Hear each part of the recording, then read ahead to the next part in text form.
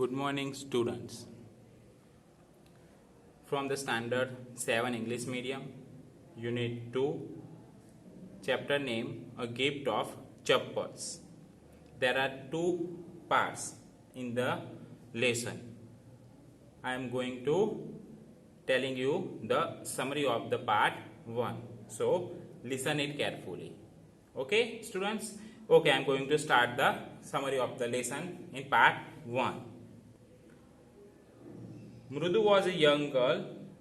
Once her grandmother Tapi took her to her aunt Ruku's Mani's house.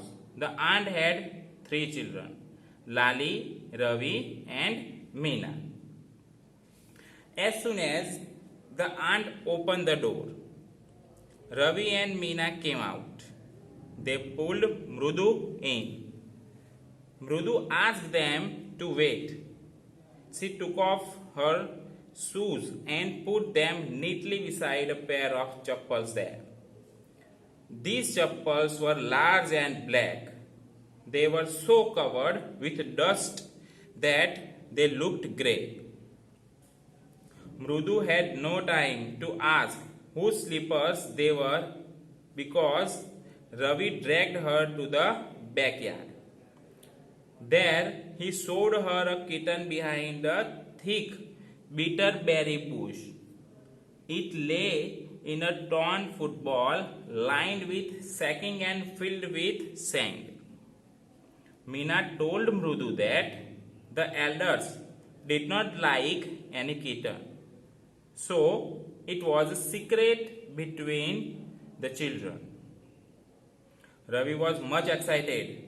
He told Mrudu how he was able to manage some milk from the kitchen. Pati had seen him with the glass of milk. Ravi made an excuse. He took a glass of milk. He said that he was hungry. Pati had asked him to drink and give the empty tumbler back to her for washing. He somehow sent her away, saying that he would himself wash the tumbler. Then he ran to put the milk into the coconut shell from which the kitten could drink it. Ravi said that the kitten's full name was Mahendra Verma. Mahendra Verma Pallav Punai, or MP Punai for short. Seeing Mrudu impressed, Ravi began to speak very high of his kitten. He told her that the cat or kitten was the emblem of the ancient Pallav kings. At this, Mrudu began to laugh. But Ravi was not the one to give way. He argued that everyone knows that lions and cats are close relatives. Then he said he was sure his Mahendra was the descendant of Mahabalipuram Rishi cat. He reminded Mrudu that the people in ancient Egypt worshipped cats. Seeing that Mrudu remained unconvinced, Ravi spoke with more passion. Egyptians, he said, worshipped cat goddess Bastet. One of the descendants of Bastet was hidden in a Pallava ship. It thus came to Mahabalipuram. MP Mahendran, he insisted, was a descendant of that very cat. Ravi was so pleased with his own arguments that he cried loudly with pleasure. At the same time, there was a screeching sound. These sounds frightened the kitten. He jumped up and ran towards a bamboo tray of red chilies.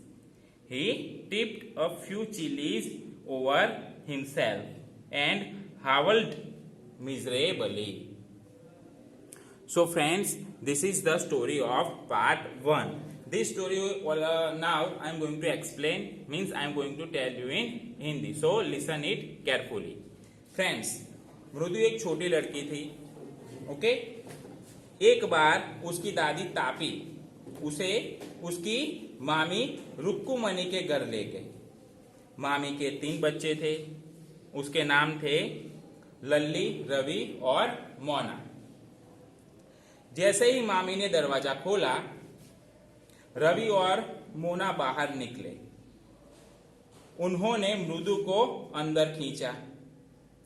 मृदु ने उनसे इंतजार करने को कहा. उसने अपने जूते उतारे और वहीं पड़े एक जोड़ी चप्पल के पास सलीके से रख दी. ये चप्पल बड़े और काले थे. वे धूल से ऐसे ढके थे कि बुरे लग रहे थे. मृदु को यह पूछने का समय न था कि वे चप्पल किसके थे, क्योंकि रवि उसे खींचकर पीछे के आंगन में ले गया. वहां पर उसने एक मोटे तीखे बैर के झाड़ के पीछे एक बिल्ली का बच्चा दिखाया. वह एक फटे हुए फुटबॉल में एक थैले के अंदर था, जिससे रेत भरा था. मीना ने मृदु को बताया कि बड़े लोग बिल्ली के बच्चे को पसंद नहीं करते थे, इसलिए बच्चों ने इसे आपस में ही आपसी रहस्य रखा था. किसी को बताना नहीं, अपने आप में ही ये बात छिपाई थी. रवि बड़ा उत्तेजित था. उसने मृदु को बताया कि कैसे वह बिल्ली के बच्चे के लिए रसोई से कुछ दूध जुटा पाया था. पाती ने दूध का गिलास लिया हुए उसे देख लिया था. रवि ने एक बहाना बनाया. उसने एक गिलास दूध लिया. उसने कहा कि वह भूखा था. पाती ने उससे कहा कि वह दूध पीकर खाली गिलास उसे धोने के लिए वापस कर दे. उसने किसी तरह उसे यह कहकर वहां से भेजा कि वह गिलास खुद ही धो लेगा. फिर वह भागकर दूध को नारियल के टुकड़े में डालकर आया, जहां से बिल्ली का बच्चा उसे पी सकता था. रवि ने बताया कि बिल्ली के बच्चे का पूरा नाम महेंद्र वर्मा पल्लव पुनई या संक्षेप में MP पुनई था.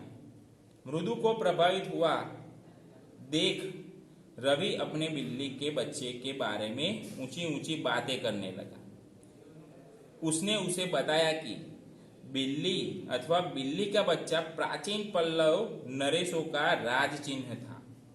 इस बात पर मृदु हंसने लगी, पर रवि ऐसा नहीं था कि हार मान जाए. उसने तर्क दिया कि हर व्यक्ति जानता है कि शेर और बिल्ली निकट के रिश्तेदार हैं. फिर वह बोला कि उसे पक्का विश्वास है कि उसका महेंद्रन महाबलीपुरम की ऋषि बिल्ली का वंशज है. उसने मृदु को याद दिलाया कि प्राचीन मिस्र में लोग बिल्लियों की पूजा करते थे. यह देखकर कि मृदु को अभी भी विश्वास नहीं हो रहा था, वह अधिक आवेग से बोला. वह बोला कि मिस्र के लोग बिल्ली देवी बास्टेट की पूजा करते थे. बास्टेट का एक वंशज पल्लवों के एक जहाज में छिप गया. इस प्रकार वह महाबलीपुरम आ गया. वह हठपूर्वक बोला कि MP महेंद्रन उसी बिल्ली का वंशज था. अपने ही तर्कों से रवि ऐसा खुश हुआ कि खुशी के कारण उसके मुंह से चीख निकल गई. ठीक उसी समय क्रीच क्रीच की आवाज हुई. इन आवाजों से बिलोटना मतलब बिल्ली का बच्चा डर गया.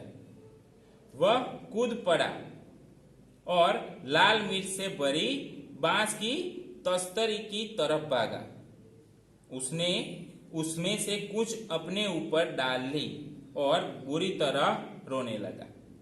मृदु ने पूछा कि वह क्रीच क्रीच की आवाज कहां से आ रही थी। तब यह पता लगा कि वह आवाज खिड़की से होकर कमरे से आ रही थी। लल्ली वायलिन बजाना सीख रही थी। रवि ने बताया कि म्यूजिक मास्टर बड़ी गति से पढ़ाता था, पर लल्ली को कभी कुछ समझ नहीं आता था। जब भी वह वायलिन बजाती, सिर्फ यही क्रीच क्रीच की आवाज ही करती थी। So, friends, students, this is the summary of part 1. I am already telling you, explaining in English and Hindi. I hope you understand very well. Thank you.